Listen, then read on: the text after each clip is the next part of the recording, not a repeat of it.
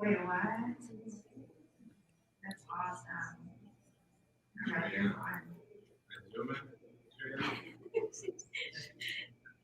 Just holding Ryan on your phone. And then you start dying. Go, you're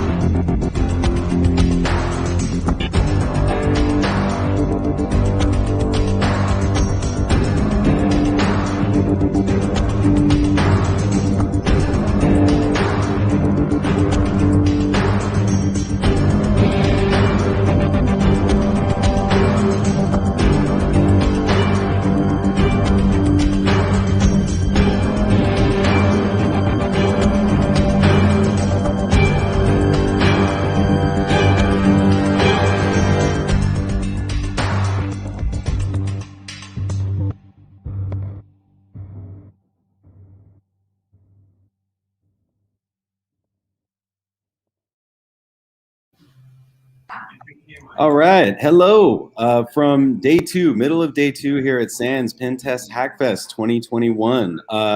I am coming from you live from Bethesda, Maryland, and I'm joined now by SANS principal instructor, Adrian DeVaucray. He gave a really awesome talk yesterday on hacking JWT. If you missed it, definitely look it up. I think it's also posted online at a couple places, but it will be available. If you register for the summit, which is a free live online virtual summit, you will have access to all of those videos, including Adrian's talk. So I'm calling this segment "How to Break Stuff and Influence People." And I think that Adrian is the perfect person to speak to about this. So Adrian, what made you want to break stuff? Okay, so personally for me, it goes back to 1990. I bought a book called The Cuckoo's Egg by Cliff Stoll. And I've told you this before, but it really changed my entire IT career. At that point, I'd worked in mainframes for banks and done some kind of PC repair on the side kind of thing. But then more and more, I started working in IT full time. 95, went work for a telco, for an ISP, and the more I got involved in IT, working full time, and going to school full time also between 94 and 96, I found that hacking was a natural thing, right? Like being curious and exploring and finding how things work, and I found a lot of, hey, everyone, how does this work? Read the fine manual. Like, okay, I guess I figured it out myself, right? And there was a lot of that. And I think it was, I think maybe they didn't even know how it worked, right? Or they didn't want to tell you, right? Or didn't want to display their own ignorance. But I found there's a lot of the read the fine manual stuff. So what are you going to do? I had this voracious thirst to learn how things work. And what does this do? And why does that do that? And what is this button for? So the attitude, I guess, the personality fit was right bang on. So 99, I switched full time into working in security.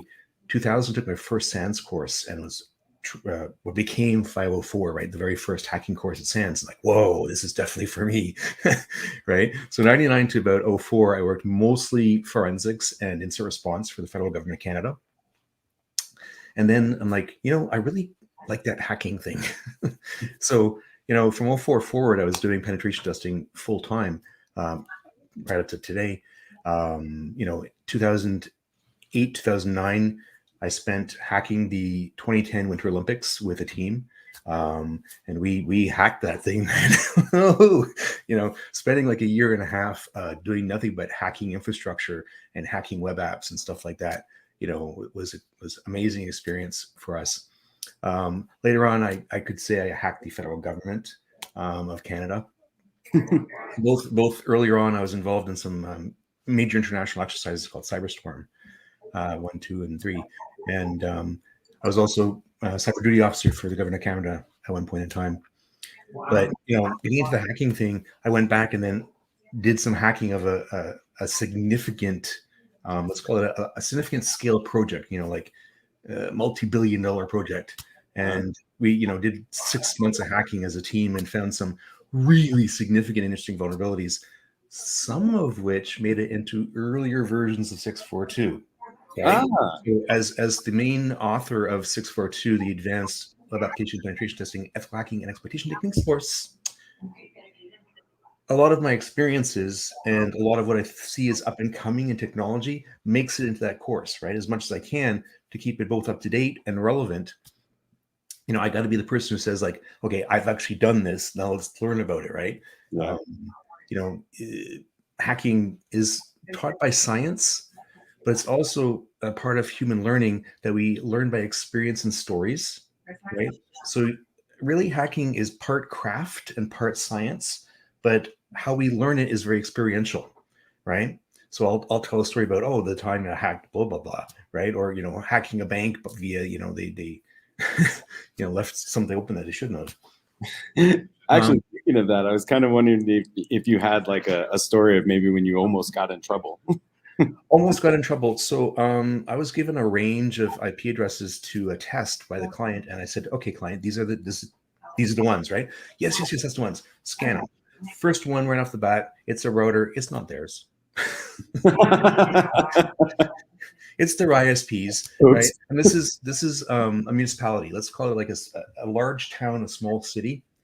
And okay, so everything else is yours, right? Oh yeah, everything else is ours." So scan the rest and find Windows box, RDP, open the internet, log in. And looking around, it's like, 911.exe. I wonder what that is. Wait, what is this box and what is it doing? And is it in scope? And no, it's not in scope. No. The emergency dispatch system was not in scope, right? What the municipality had done is they'd leased out some of their IP address space to the police shop and the fire department and like the library, that they were not in scope.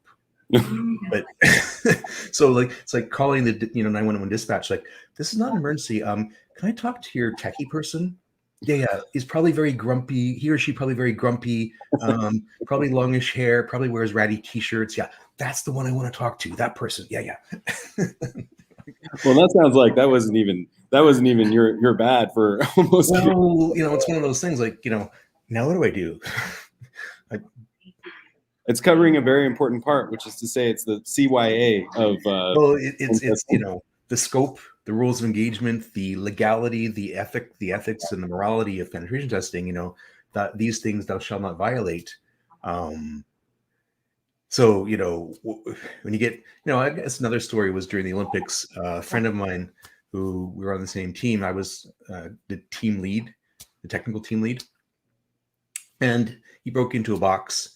And the rules of engagement were supposed to be, we call the customer before we break into a box. Like, we do scanning and do all the reconnaissance and do everything up to the point. Well, it was like 4:00 in the morning and he broke in. Or whatever. He's like really late. So at shift change, he's like, "Oh, I broke in. Watch. Look at this. I'm like, dude, did you call the client?" And lo and behold, of course, our phones start ringing. It's like, "Oh, are you in instant response mode?" "Yeah, that was us." It's like, "Oops, sorry." Right? Customers can get very unhappy when weird stuff happens to their stuff, right? Like a different customer, similar situation where, we asked them, "Oh, do you mind if we try this test on your network and inject these BPDUs, these bridging packets, right? Because we think, we see some really funky stuff. And we're gonna try this test." They're like, "Oh yeah, go ahead. Like, can anything bad happen?" I'm like, "Oh yeah, we could take out your network. Like, this could be really nasty, right? Layer 2 attack across your entire, switching environment." So they asked their network engineers, and their network engineers say, "Oh, that's not possible. There's no way they can do that, right?" So they're like, "Go ahead." So we inject, and boom, our little laptop is the root bridge, and we're like, "Oh," and all the switches go. So we're phone rings like, yeah. Oh, our test worked. You took out the entire data center. We're like, yeah. Well, we said we would, right? Good spin. No, the spin on that was pretty darn negative, actually. Like, C-level people like bringing us into rooms and yelling at us, kind of thing. Yeah.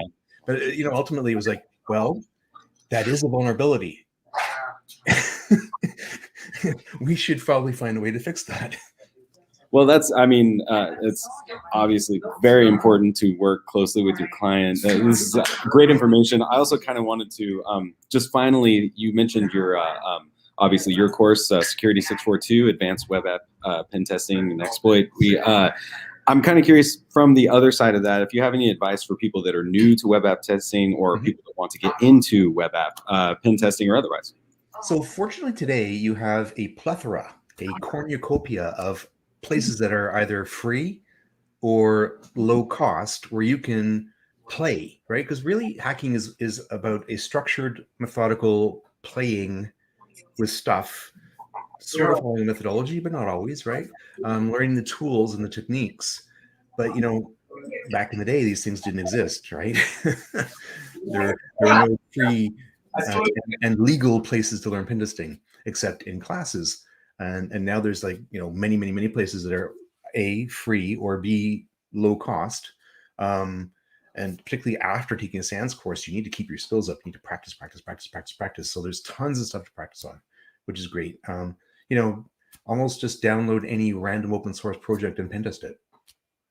Really, right? If you want to find the vulnerable, if you want to use, known vulnerable applications, use those. But also finding unknown applications that you don't even know what they do, download them, learn what they do, pen test them, because you don't know if there's vulnerabilities in there, right? Bug bounties, right? Hey, make a little spare change. Now, I don't think you can make a living off bug bounties as much as maybe you could before, but you can make some spare pocket change that could buy you a beverage or two, maybe. Yeah, really. Yeah, tons of easy, interesting ways to learn. And I guess probably the harder part might be getting a full-time job as a pen tester without maybe putting in some time either working in IT or on Blue Team for a while. Yeah, that's really great advice. Thank you, Adrian. I very much appreciate the time. We miss you, man. I wish you were out here. Once you get me talking, I don't stop. I'll be down in the States someday. Yeah, logistics got in the way, but yeah, I look forward to seeing you again at an event. And thanks everyone for joining us. We're going to be getting back here in a little bit after the lunch break. If you're not already in SANS Pen Test HackFest 2021, please join live online for free. As Adrian mentioned, there is there's many things available to you, and we have a lot of great talks coming up this afternoon. Some specifically, actually, our next talk from Phil Wiley about getting into pen testing. So please join us for that, and we hope you have a great day. Thank you.